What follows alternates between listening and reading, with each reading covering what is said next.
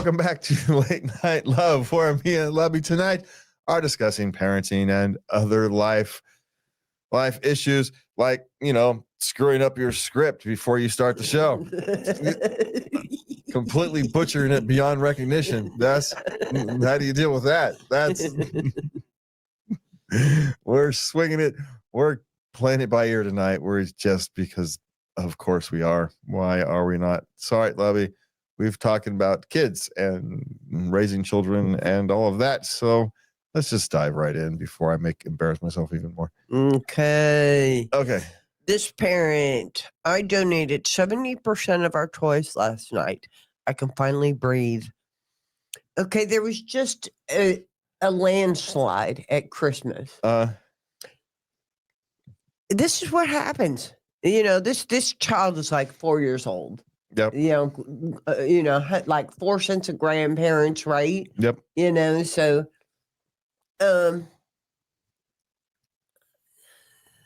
it was just too much. Yeah. Now, when my children were small, we were faced with the same issue, and after Christmas, we would go through all their toys, and the old toys would get tossed out, donated to Goodwill, and some kid can play with them who doesn't have any toys, Yeah. Yeah, it's perfectly natural, right? And especially since most of those toys that they're not going to use anymore anyway, they've outgrown them. Yeah. So unless you're planning on having more kids, and there's probably only really a handful of toys that are worth keeping, essentially, and for the next children, if you have planned to have them. Mm-hmm. Most of the toys are disposable these days anyway. Yeah. So dispose of them.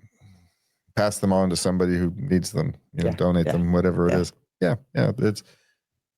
It's perfectly reasonable. It's, what is she, I'm curious, what is she just looking for? Making sure she feels like she did the right thing what is she looking for? Yeah. It's perfectly reasonable. Is she depriving her child? No. No, and lots of people have rules. Once you get to a certain point, it's one in, one out, right? Yeah. So it never grows or something about that nature. So you don't clutter. So it's, teaching your child to let go of things and move on is not a bad thing. Mm-hmm. And what do you say? He was 4? Yeah. Yeah. In 3 weeks, he's not going to care anyway. So it doesn't matter. So even if you accidentally threw out something he really cares about, in 3 weeks, he won't care anymore. So it's okay. Okay. All right. Okay, here's another 4-year-old. Okay. He fears nothing. And I'm out of parenting, punishment, consequences, ideas. What to do? Keep him busy. So sports, gymnast, whatever, to keep him busy. He just needs something to do. He's got boundless amounts of energy. And and you can't harness that. All you can do is, direct it somewhere. And so sports fields are that's where you generally stick those kids, right? They got boundless amounts of energy, so you stick them someplace where that energy is useful. And gymnastics at 4, gymnastics is probably a good one. They're a little young for much else, and considering gymnastics is a safe place to express that fearlessness, right? Yeah. Let him learn to do flips and whatnot, and then he can learn to fall properly. So when he climbs those trees, he falls properly and doesn't break something. Because he's still going to climb those trees. He's still gonna. Yeah, and here's the thing. You don't want to squash that. No. So the thing is, as he grows older, you want to teach him to harness it. But you don't want to squash that. This is where CEOs come from, Yeah, people who are afraid to take risks are rare. Most of us get that trained out of us. That's what schooling really is. Trains that risk taking out of you. So, You've got to, don't squash his nature. Teach him to harness it. Yeah. Yeah. He's 4. Start with gymnastics. Sounds like a good place to start. All right. Okay. Wife constantly loops during more serious conversations. I can't seem to get her out of it without being stern. Any advice? Shorten your serious conversations. You're going too far. Yeah. Just shorten them. Obviously, because she's feeling distress. That's a sign. Looping, that's a sign of distress. But you also have to figure out, okay, why she ends up looping and is she taking care of that? But, the immediate thing is, okay, she can only take so much of a serious conversation at a time. How about when she starts looping, you stop? Yeah. Sometimes you have to be the one to take it for the team, right? And so you're going to have to be, okay, this conversation is no longer getting anywhere. It's no longer going to get anywhere. So the only way to progress forwards is to stop for now. We'll come back tomorrow. Or the day after tomorrow, or this afternoon, or whatever. However much time she needs to reset. And here's another thing. She may be looping because you aren't listening to her. You're not hearing her. So she's repeating herself. And you being stern, you're just being a bully. Well, she may not be, there's all kinds of reasons. She may not be accepting reality. Well, your reality. Well, but reality may be the reality of bank account reality, right? Well, all right. There's reality and then there's reality. And so we don't know what the conversation is, and it almost doesn't matter, right? Hey, he's got to be prepared to take one for the team when these kind of things happen, right? You got to understand that you end the conversation, you don't try to continue it. Yeah. That's because it's not going to be productive anyway. So you end it. And it's okay because it's a long-term relationship. It's okay to continue the conversation tomorrow.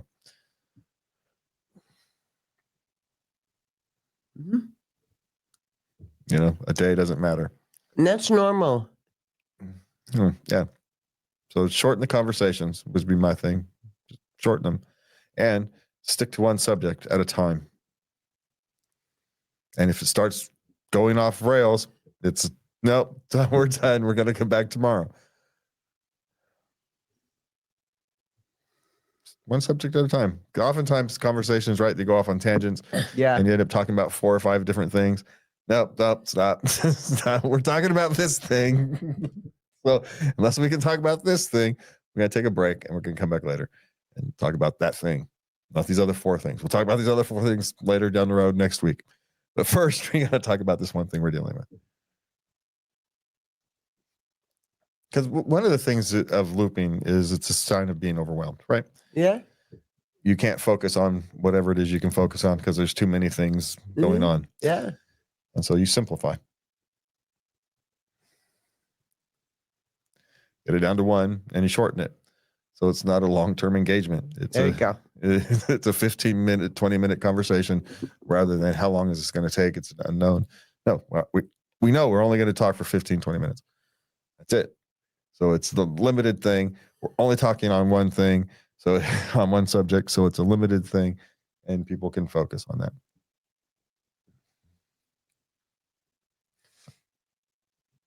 But so yeah. It's my suggestion. I think it's good advice. Okay. Oh, these sweet people. Cost of kids and teens compared to toddlers. They're trying to do some future budgeting. well, I knew you'd like that. Well, it's one of those things. It depends on you. You are the determiner of how much it costs to raise children. So, and how active are they going to be? What are their interests going to be? You have no flipping idea. No, but it's still, they're the one who controls the purse strings. You know, are they going to be book readers or do they want to go to space camp? I mean, come on. I don't know. Well, let's see. Teenagers cost a lot in food, but they oddly enough cost less in clothes because they're not burning through them so often. Every 6 months. If that, you know. So you can buy teenagers clothes twice a year, right? I mean, unless you got a boy with a growth spurt, then you just got to go where you buy everything. But they usually like over the summer or something, so it only happens once.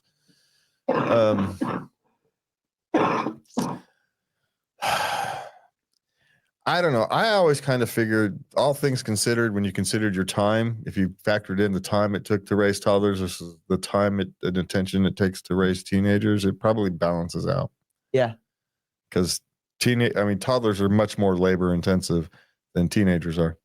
Teenagers are the amount of labor is shorter. It's more intense, but they're a little more self-sufficient. Yeah. You know? Yeah, they can literally feed themselves. Yeah. You know? Yeah. There's hot pockets in the freezer. You know, mac and cheese. Yeah. Mac and cheese. They can take microwave. Yeah. Yeah, they can walk to places. You don't have to drive them. They got friends who can take them there. The bicycles, you know, all the things toddlers can't do. So, but this is a decision you have to make, right? It's how much are they going to cost you? How much are you willing to sacrifice? Are you going to buy them brand new Xboxes or whatever it is at the time? Or are they going to get, 2 years ago's model, the used one from the game store? You know, what kind of life do you predict? Mm-hmm. Those are the things. Because food is going to be what food is going to be, right? It just is. So you don't worry about that. Yeah. The electricity is going to be what the electricity is going to be. Even though I heard this comedian say, yeah, my son moved out and my electric bill went down $80.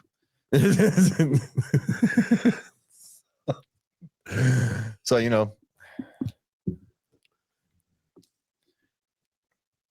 here's the thing. Don't worry about it.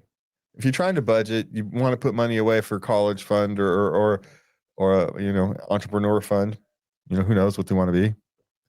We'll put tens of thousands of dollars ways for their education, but if they want to start a plumbing business, we tell them to go raise the money themselves.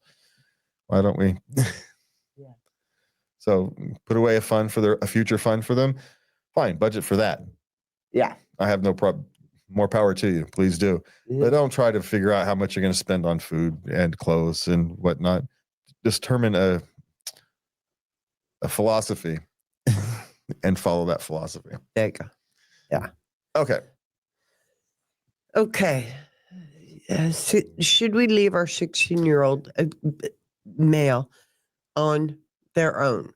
We're going on a 10-day vacation. Now, apparently he's real responsible. I don't care how old our 16-year-old is. They are not ready to take on the world, a household by themselves at 16 for 10 days. I don't know. Well, why can't you have a nephew or, uncle or somebody come? Okay, here's a couple of things. A, does he have a job? No. So he'd just going to be hanging.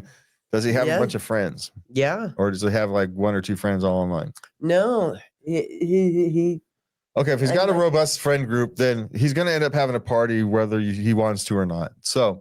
Because they're all just going to show up. They're just going to show up, right? And it's just is the word's going to get out and he's going to show up. He doesn't even have to intend it. And it's a coin flip better chance that he's going to intend it. So, but other than that, he would likely be relatively responsible with the house. They are actually probably true. So it kind of depends. Do you want to be the ones to turn the blind eye to their son having a party where they're going?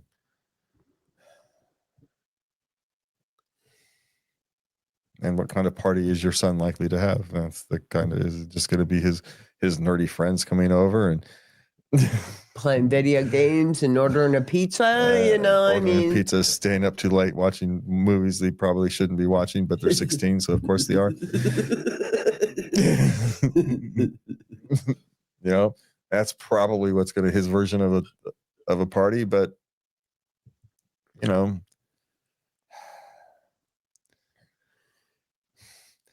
25, 30 years ago, when we were 16, it happened all the time.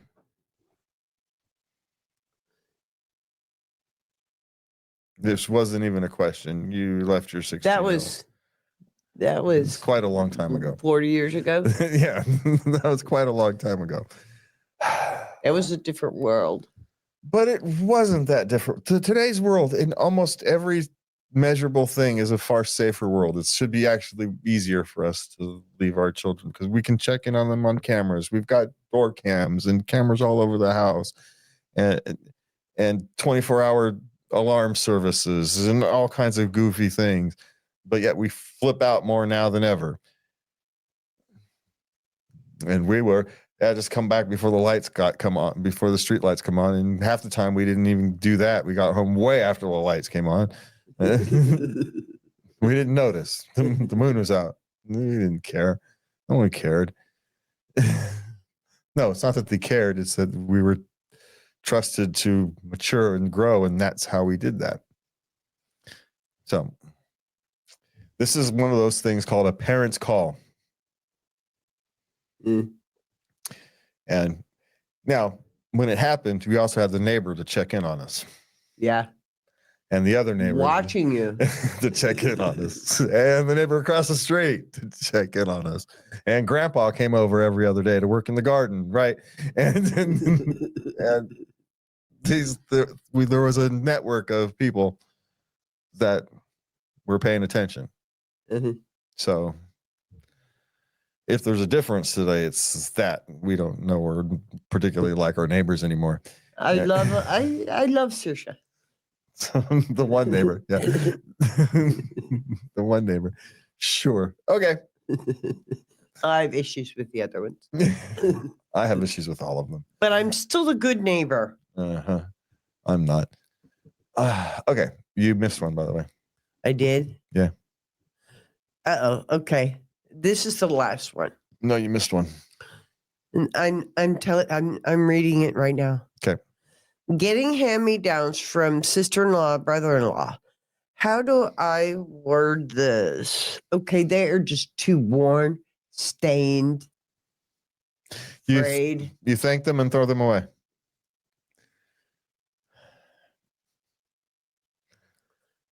Pass them on to a thrift store.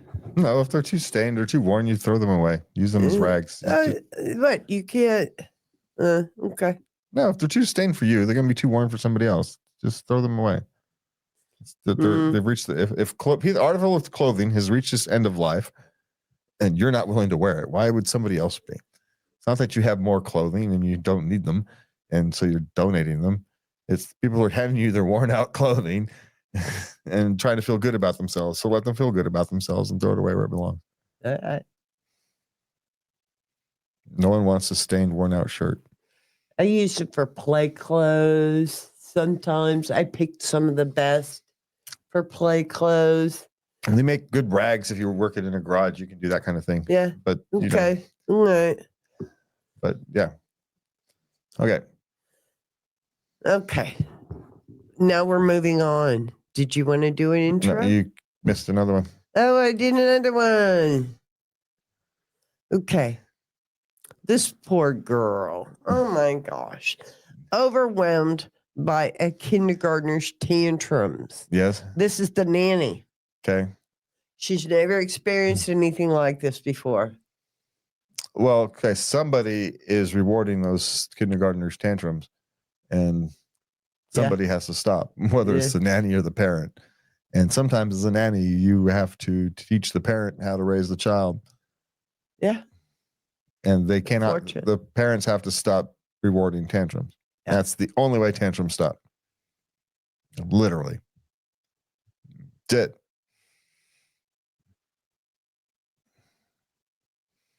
All you have to do is, walk over them in the grocery store and keep on walking. And guess what? They stop throwing tantrums in the grocery store.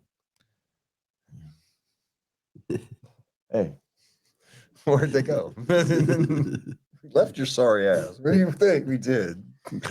I've seen a picture. It's been on Facebook more than once. There's this child having a tantrum on the floor. And then there's these two men, obviously the dad and the grandpa with the gray beard, standing there just talking, waiting for her to be done. Yeah. Patiently. Yeah. Because they know that this is the only way to really stop that behavior is to not reward it at all. You don't need to punish it. You just need to not reward it.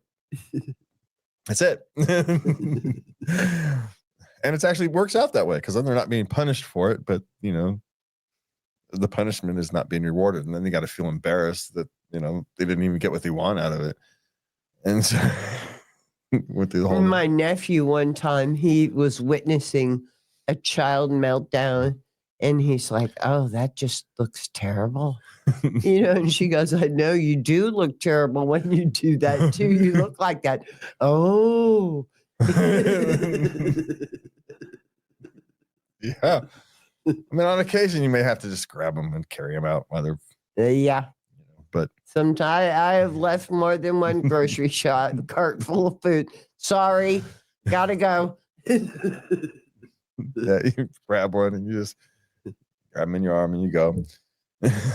All right, come on. We're going. We're going to go wait in the car while the rest of your siblings go get candy bars. Guess what you ain't getting? Because you're not going to be there. Oh, yeah, and I'm not either. So now I'm mad. So I'm not going to. And I'm paying for all this, and I'm not going to get the candy bar.